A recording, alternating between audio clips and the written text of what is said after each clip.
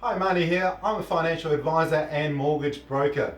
Now, in this video, I'm going to tell you the 5 key things that almost all lenders have to take into consideration before approving your home loan. And they need to make sure that all of these 5 things are ticked off one by one and satisfactory to their bank policies.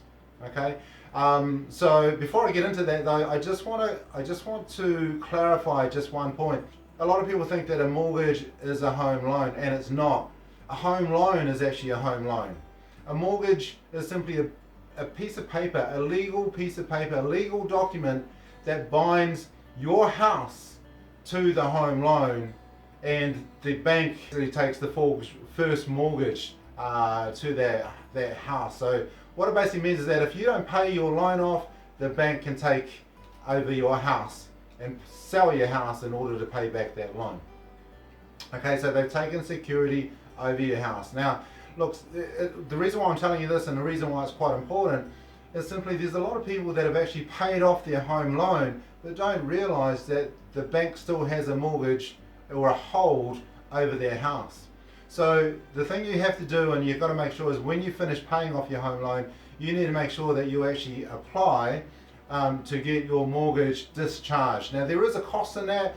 I don't know, whereabouts you are in the world. It could be $150, it could be $200, could be even cheaper than that. Who knows?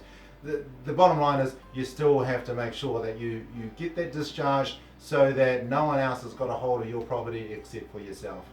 Okay, so now I've clarified that. Let's get into the 5 key steps, and hopefully with this knowledge you'll be able to position yourself in a much better situation in order to guarantee a home loan from almost every lender that there is available to you. Okay, so the 5 things that I'm going to tell you about is actually commonly known by the banks as, or referred to by the banks as, the 5 canons.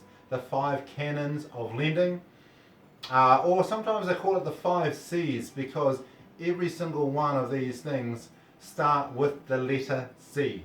Okay, so the 5 canons, here we go. This is canon number 1, capital. Capital, or more commonly known as deposit. Okay, so they want to know how much money are you willing to contribute to make this deal happen. Okay, how much skin are you going to put in the game? How much hurt money are you going to put into this? Okay, so they want to know these things. Or are you just simply expecting the bank to front up 100% of the risk? Okay, so the deposit, the capital, that's a huge thing. It's a huge thing. Now here in New Zealand, there are banking laws that basically require you to have at least a 20% deposit when you're buying a second-hand home here. Okay, it's 20%. It's different when you buy a brand new house, but a second-hand house is 20%. So to give you an example, a $500,000 house, $500,000, 20% of that is $100,000. Now that's a lot of money. But here's the good thing about it. When you have put that much money into your home, you're less likely to want to walk away from that home, and you're less likely to default on paying off that loan and that mortgage. Okay, you're also more likely to actually look after and maintain your investment. So that's really, really important. Having skin in the game, having hurt money in the game, just means that you're going to be a lot more responsible when it comes off to paying that mortgage, and that's a good thing, because if you're not, it could actually, if everyone didn't pay off their loan because they had no skin in the game and they were just happy to just walk away, then we'd end up with a financial crisis like we had in 2008. Okay, so there you have it. That's number 1. Now number two is collateral. Now collateral is otherwise known as security. Okay, so just understand, whatever house you're wanting to buy, the bank has to be satisfied with that house, because they're going to take security over that house. They need to know that it's actually worth what you're trying to pay for it. Okay, they need to know that it's going to rise in value over the years, that it's going to keep up with the cost of inflation.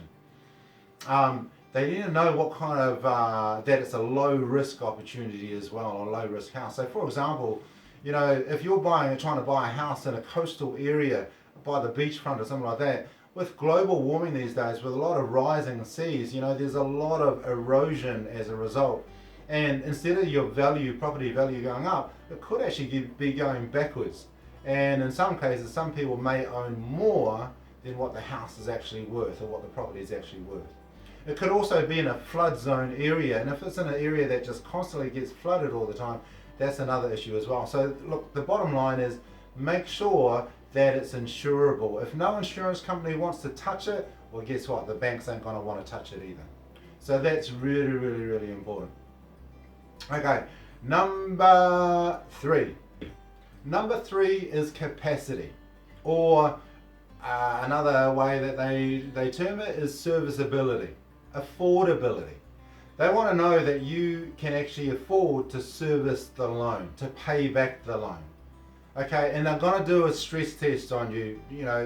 They need to make sure that they're doing the right thing by you. If they give you this loan, if they give you this mortgage, they need to make sure that should things happen unexpectedly, let's say the interest rates go up, let's say they double what they currently are, they need to make sure that you can still afford to pay off that loan, as well as putting food on the table, paying the other bills, paying the electricity, paying the gas for the car to get to work. They need to make sure that you can still carry on and survive. And if you can't survive, if you can't pass that stress test that they put on, then sorry, it'll be a no-go. Okay, the banks have to follow something called the Responsible Lending Code, and that's really, really important. Okay, so in the past, a lot of banks have really just given away mortgages left, right, and centre, and so forth, for various reasons. Sometimes they were incentivized to, but that's pretty much all stopped now. So they have to be incredibly responsible with the actions that they're taking, and they've got to make sure that they're not putting you in a sticky situation.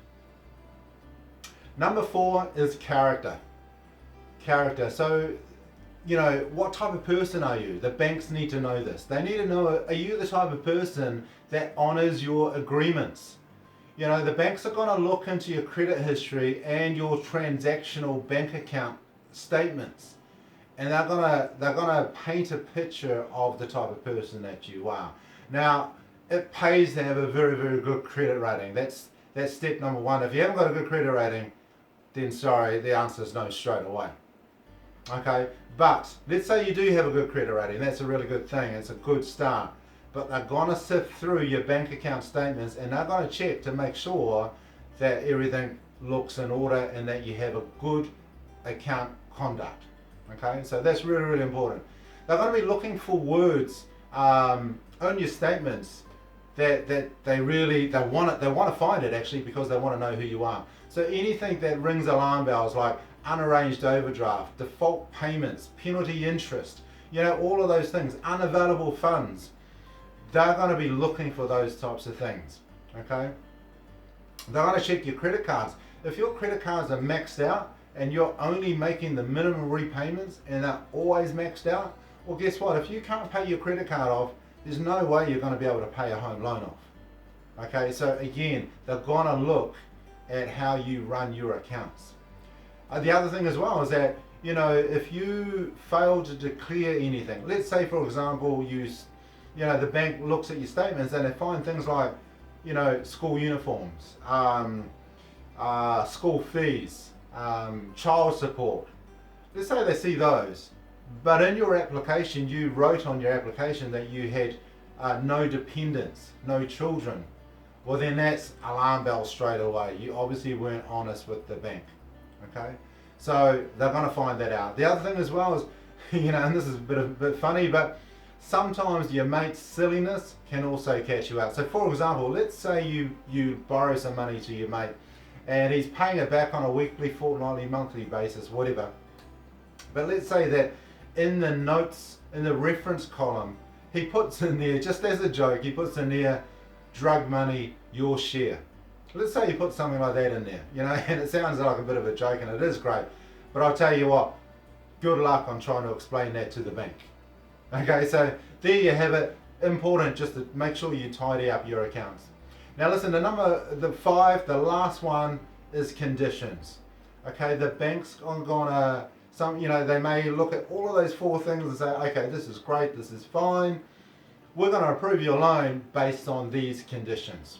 Okay, so the conditions could be anything from they want a letter from your employer to make sure that you are on this particular salary, and they want to check possibly your bonus structure to see if you do get a guaranteed bonus every year and what the average is or whatever it may be. They may require a builder's report for the house that you're looking at, because they want to make sure that it's actually a sound and a solidly built house with nothing wrong with it. They don't want you to buy a liability, and they don't want to have a liability on their books either. They'll want to get a registered valuation by an independent valuer to make sure that, again, the house that you're buying is actually worth the money that you're paying for it based on all the sales in a local area. And they're also definitely going to want to make sure that the house is covered by insurance, just in case of natural disaster, floods, fires, all sorts of things like that. Because if that causes damage to the house, they want to make sure that the house is either repaired back to normal or completely rebuilt back to normal again, so they've still got the security that's actually worth something for them.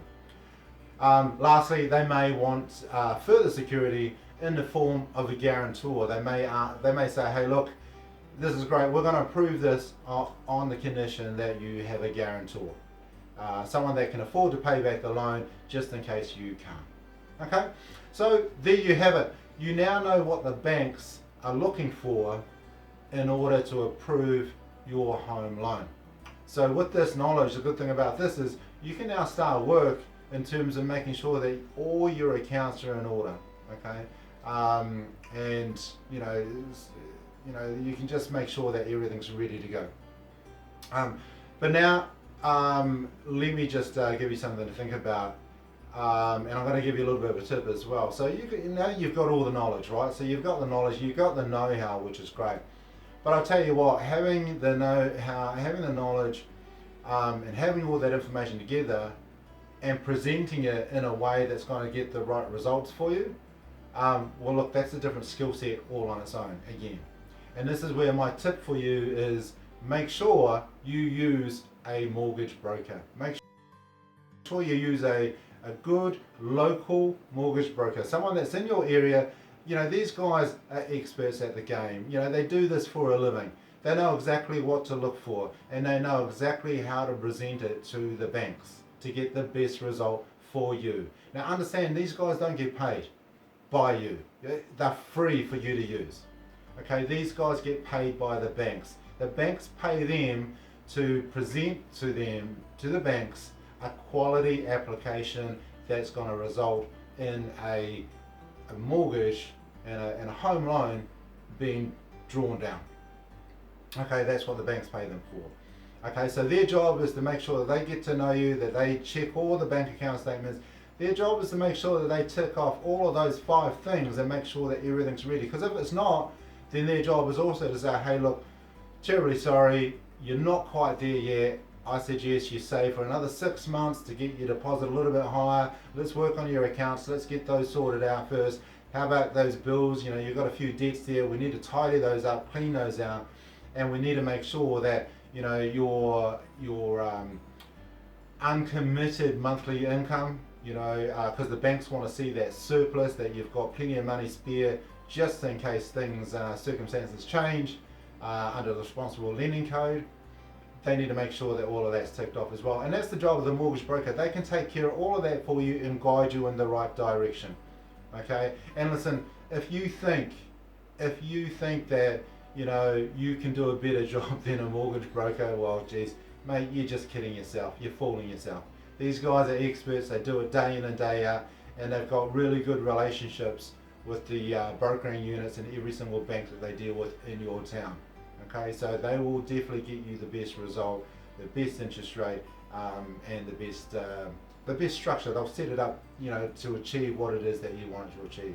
One last thing about the mortgage brokers as well is that they're governed by a lot of different laws and a lot of different acts. You know, so they also need to make sure that they're giving you the right product that's fit for the purpose that you intended. So that's really, really important. But they're also governed by the Privacy Act as well. So understand the relationship is very similar to that of a lawyer or a solicitor. So everything you tell them is fully bound in terms of the privacy. So so that's really good to know. They're not going to share that with anyone, just themselves. Perhaps with the company that they work for, in case they're photocopying documents or that type of stuff and so on, emails going back and forth, and they'll only share it with the bank or the non-bank lender that they're actually going to in order to apply for your loan. Okay, so there you have it. That's the 5 key things that banks look for, non-banks even. There's the 5 key things, and if you position yourself and get all those right, I will guarantee that you will get your home loan approved, and especially when you use the services of a mortgage broker as well. Hey, look, thanks for watching my video. Please hit the like button if you liked it, and feel free to subscribe as well. I'd love for you to subscribe. If you want me to post any more videos similar to this, hit that button, and hopefully I'll be able to see you again real soon. Thank you so much for your time, and have an awesome day.